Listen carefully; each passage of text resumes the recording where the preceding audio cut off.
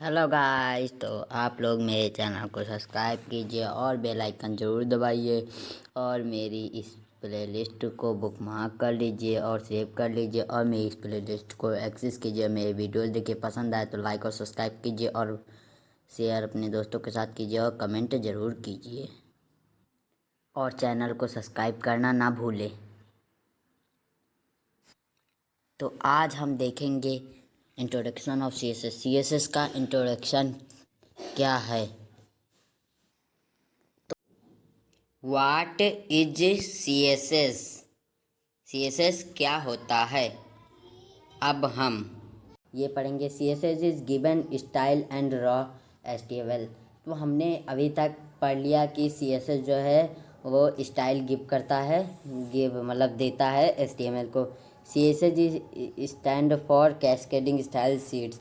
CSS का full form होता है कैस्केडिंग स्टाइल शीट्स। वैसे तो हमने शुरू में CSS भी पढ़ लिया था, लेकिन हम फिर से एक बार पढ़ लेते हैं।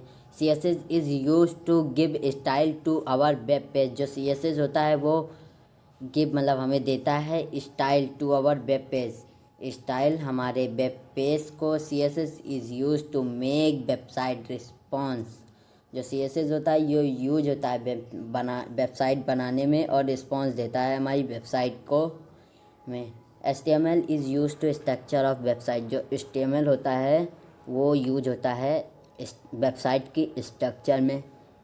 और जो हमारा लास्ट पॉइंट है CSS taken response by design. जो CSS होता है वो टेकन मतलब रिस्पॉन्सिबिलिटी लेता है डिज़ाइन की।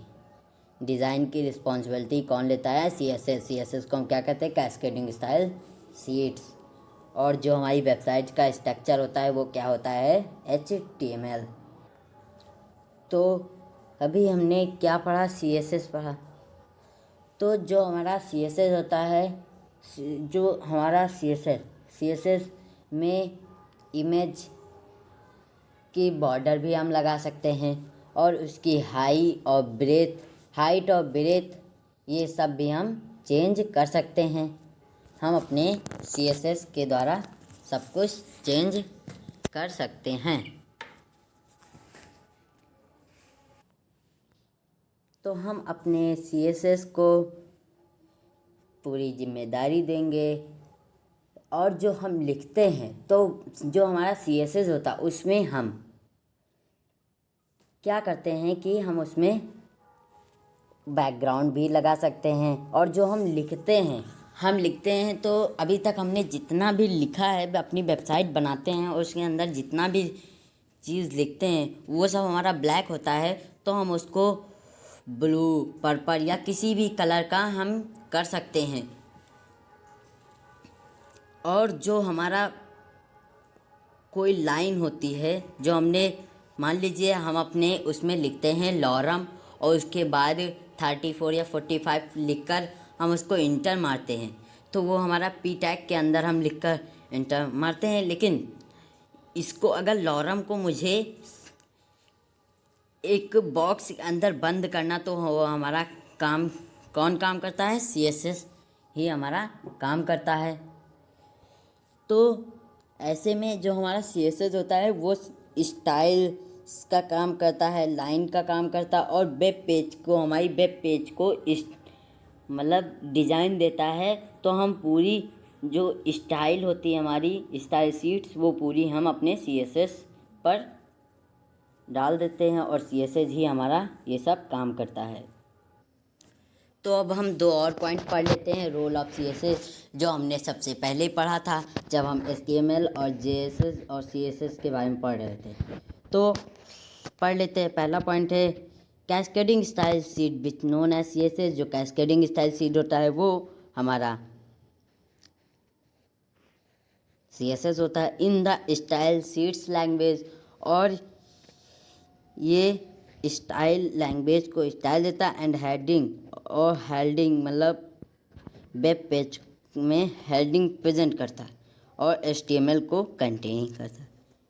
It make our website beautiful to modern looking. और ये जो हमारी वेबसाइट है इसको सुंदर बनाता है और मॉडर्न मतलब नई तरीके से इसे लुकिंग करता है और इसका एक मॉडल दे देता है। तो CSS का काम क्या होता है? CSS का काम क्या होता है? ये काम ये होता है कि जो सेलेक्टर होता, मान लो हमने कोई सेलेक्टर लिखा, मान लो हमने P, ये जो P है हमारा, ये जो P है ये एक सेलेक्टर है। P क्या है? सेलेक्टर है। और जो ब्रैकेट के अंदर लिखा है कलर, और वो कलर क्या है? प्रॉपर्टी है। कलर क्या है? प्रॉपर्टी है। और जो ब्लू लिखा है वो ब्लू क्या है? वैल्यू है। जो ब्लू लिखा है वो क्या है? वैल्यू है। ब्लू हमारी वैल्यू हो गई। तो हमने पढ़ लिया सेलेक्टर, प्रॉपर्टी और वैल्यू। तो अब हम चलते हैं नेक्स्ट पेज पर। तो यहाँ पर हम फिर से पढ़ते हैं CSS सिंटैक्स। CSS के सिंटैक्स क्या होते हैं? तो यहाँ पर सबसे पहले देख लिया जाए, ये तो ग्रुप सेलेक्टर एक सिंटैक्स है। और ग्रुप सेलेक्टर के अंदर आता है header comma P point intro लिखा है। तो जो हेडर है वो क्या है? टैग है। P जो है वो क्या है? और डॉट इंट्रो, मतलब यहाँ पर कहा जा रहा है कि जो जैसे हमारा हेडर है, हेडर सबसे ऊपर होता है तो वो एक सिंटेक्स होता है, उसकी एक फिक्स्ड स्पेस प्लेस है कि वो सबसे ऊपर ही रहेगा हेडर। तो अब हम पढ़ लें P।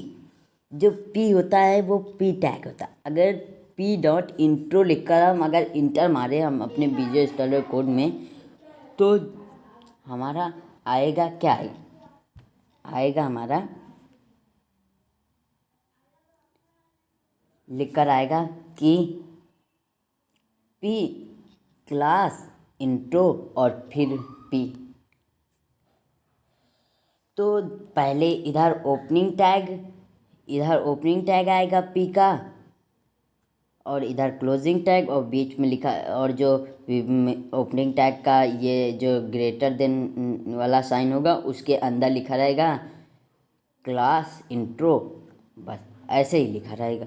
तो हमने अब ग्रुप सेलेक्टर पढ़ लिया। अब हम क्या पढ़ेंगे? अब हम पढ़ेंगे बैकग्राउंड कलर। हमारा यहाँ पर रेड है, जैसे हमने